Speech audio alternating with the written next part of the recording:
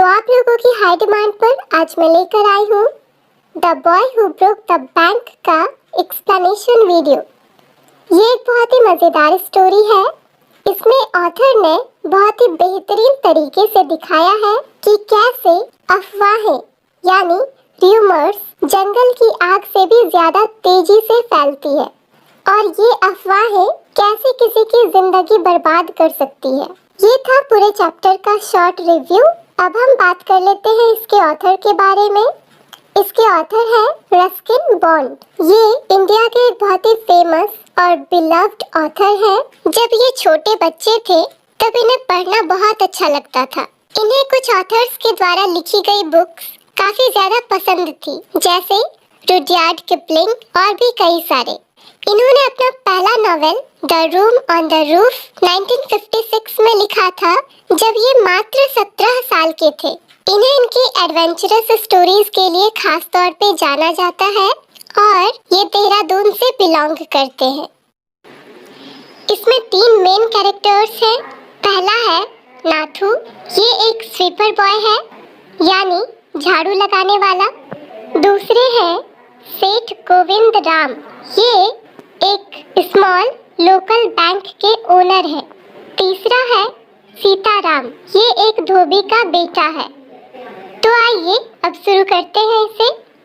यहाँ para number 1 में सेठ गोविंद राम के कैरेक्टर को हाईलाइट किया जा रहा है। ये एक रिच आदमी थे, लेकिन अपने केयरलेस बिजनेस डीलिंग्स के कारण हमेशा ही ऐसे जगह पे होते थे जहाँ पे ये अपना सब कुछ खो दे, मानो जैसे अब उनका बैंक पूरी तरह से डूब ही जाएगा।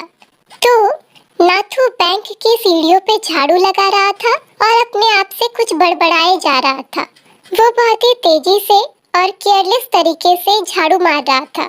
इस तरह से झाड़ू मार रहा था कि जितने भी धूल उड़ते थे वो वापस आकर उन सीढ़ियों पे ही बैठ जाते थे। और वो अपने कचरा उठाने वाले पैन को जोर जोर से पटक भी रहा था। तभी वहां से सीताराम, जो एक वॉशरमैन का बेटा था, वहां से गुजर रहा था। सीताराम साफ किए हुए कपड़ों को डिलीवर करने के लिए जा रहा था। उसने अपने माथे पर फ्रेशली प्रेस किए हुए कपड़े को बैलेंस करके रखा हुआ था। तभी वो नाथू से कहता है, अरे ऐसे धूल मत उड़ाया करो। क्या तुम इसलिए नाराज हो कि वो तुम्हें महीने का 5 रुपए एक्स्ट्रा नहीं दे रहे हैं? यहाँ उनसे मतलब सेठ गोविंद राम, ठीक है। ये सुनकर नाथू कहता है, मुझे उसके बारे में कोई बात नहीं करनी है। मुझे मेरा रेगुलर पेमेंट तो मिलता ही नहीं है। मुझे एक्स्ट्रा 5 रुपए क्या खाक देंगे? मेरे 2 मंथ के पेमेंट बाकी है। किसको लगता है कि ये एक बैंक है जहाँ पे एक छोटे से पोस्ट वाले यानी एक झाड़ू मारने वाले को भी उसकी सैलरी नहीं मिल पा रही है? जैसे ही मुझे मेरी सैलरी मिल जाएगी मैं यहाँ काम करना छोड़ दूंगा। ऐसा बोलते हुए नाथू अपने कचरा उठाने वाले पैन को डस्टबिन के पास ले जाकर जोर से पटक देता है। ये सुनकर सीताराम उसे बेस्ट ऑफ लक विश करता है और कहता है कि मैं जल्द ही तुम्हारे लिए कोई नया जॉब ढूंढता हूँ। इतना बोलकर वो धीरे धीरे अपने नंगे पाँव से आगे बढ़ने लगता है। यहाँ प्लॉडेड का मतलब है धीरे धीरे और थोड़ा डिफिकल्टी से चलना, क्योंकि उसके माथे पे कपड़ों का एक बंडल रखा हुआ था और उस कपड़ों के बंडल की वजह से उसका पूरा माथा और पूरा कंधा लगभग ढका हुआ था। जब सीताराम चौथे घर में कपड़े डिलीवर करने जा रहा था, तभी वो एक औरत को बोलते हुए सुनता है कि कोर्टयार्ड यानी आंगन में झाड़ू लगाने के लिए किसी को ढूंढना कितनी मुश्किल की बात है। वो औरत उसी चौथे घर की मालकिन थी। सीताराम उसे कपड़े देने के बाद अपने बंडल को टाइटली बांध रहा था। तभी वो उस औरत से कहता है कि मैं एक ऐसे स्वीपर बॉय को जानता हूँ जिसे काम की जरूरत है और शायद अगले महीने से वो आपके लिए काम भी करे। अभी तो वो सेठ गोविंद राम के साथ बैंक में काम कर रहा है, लेकिन वो सब उसे कोई पेमेंट नहीं दे रहे हैं, इसीलिए वो वहाँ पे छोड़ना चाहता है। तो वो औरत, जिसका नाम मिसेज प्रकाश था, वो कहती है, ओह, लेकिन वो सब उसे पेमेंट क्यों नहीं दे रहे हैं? इस पर सीताराम अपने कंधे को हिलाते हुए कहता है, शायद पैसे की कमी की वजह से। यहाँ श्रग का मतलब है अपने शोल्डर्स को अप और डाउन हिलाना, वो भी इस तरह से जैसे कि जब हमें बोलना होता है मुझे क्या पता। ये सुनकर मिसेस प्रकाश हंसने लगती है और सीताराम से कहती है, वेल उसे बोल देना कि मुझसे आकर मिले जब वो फ्री हो जाए। सीताराम को बहुत खुशी हो रही थी क्योंकि उसने अपने कस्टमर और अपने दोस्त दोनों की हेल्प कर दी। फिर वो अपने कपड़े की गठरी को उठाता है और वहाँ से चला जाता है।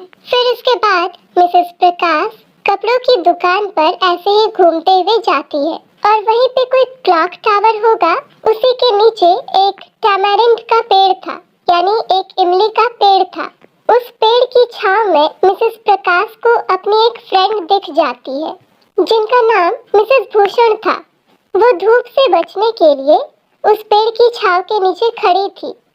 मिसेस प्रकाश मिसेस भूषण के पास जाती है और कहती है, क्या तुम्हें पता है कि सेठ गोविंद राम अपने एम्प्लॉइज को पेमेंट तक नहीं दे पा रहे हैं। आज सुबह ही मैंने सुना कि उनका स्वीपर बॉय कंप्लेंट कर रहा था कि उसे 2 महीने से उसकी सैलरी नहीं मिली है। तो ये सुनकर मिसेस भूषण कहती है, ओह ये तो बहुत ही बुरा है। ये तो ऐसी बात है जिस पर विश्वास ही नहीं किया जा सकता है। वे लोग जब अपने स्वीपर को पे नहीं कर पा रहे हैं, इसका मतलब वो लोग बहुत ही बुरे हाल में होंगे। यहाँ तक कि बाकी एम्प्लॉइज को भी कोई पेमेंट नहीं मिला होगा। फिर मिसेस भूषण अपने हस्बैंड को ढूंढने के लिए वहाँ से चली जाती है। उनके husband Jugal Kishore electrical shop पर पंखे के नीचे बैठे हुए थे और दुकानदार से बातें कर रहे थे। तो मिसेस भूषण वहाँ पे आती है और चिल्लाते हुए कहती है, ओह तो तुम यहाँ पे हो और मैं लगभग 1 घंटे से तुम्हारा वेट कर रही हूँ। मुझे तो समझ नहीं आ रहा है कि इस पूरे शहर को हो क्या गया है। तुम्हें पता है कि बैंक डूबने वाला है। यहाँ बैंकरप्ट का मतलब है इतने पैसे भी ना होना कि उधार लिए हुए पैसे भी लौटा सके। ये सुनकर मिस्टर जुगल किशोर कहते हैं, आपने क्या कहा मैडम, और आप कौन से बैंक के बारे में बात कर रही हैं? इस पर मिसेस भूषण कहती है, मैं सेठ गोविंद राम के बैंक के बारे में बात कर रही हूँ।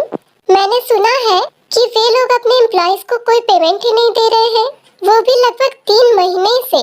अब आप मुझे ये मत कहिएगा कि उस बैंक में आपका भी कोई अकाउंट है मिस्टर किशोर। तो मिस्टर किशोर कहते हैं, नहीं मेरा नहीं है, लेकिन मेरे पड़ोसी का है। इतना कहकर मिस्टर किशोर अपने बगल वाले बार्बर शॉप में बार्बर को बुलाते हैं। फेज हुसैन, क्या तुमने सुना सेठ गोविंद राम का बैंक डूबने वाला है?